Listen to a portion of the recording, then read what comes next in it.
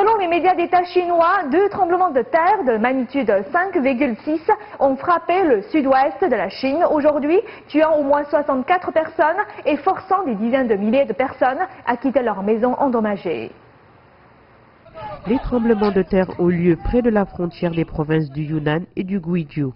Le premier a frappé à 11h19, heure du méridien de Greenwich, et le second a suivi environ 45 minutes plus tard, d'après le US Geological Survey.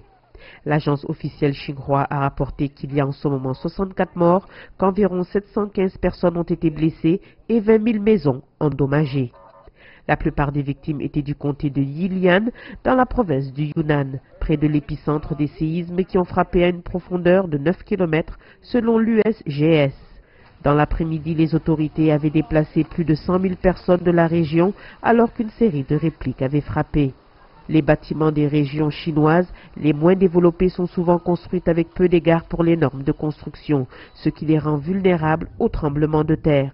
En 2008, environ 87 600 personnes avaient été tuées dans le sud-ouest de la province du Sichuan où un tremblement de terre de magnitude de 7,8 avait eu lieu. La plupart des victimes sont mortes sous les décombres des maisons et des écoles construites sans renfort en acier adéquat. Un autre tremblement de terre de magnitude 6,9 en avril 2010 avait tué près de 3000 personnes dans une région reculée de l'ouest de la province du Qinghai, dévastant une grande partie du comté de Yushu où de nombreuses personnes déplacées vivent encore dans des tentes.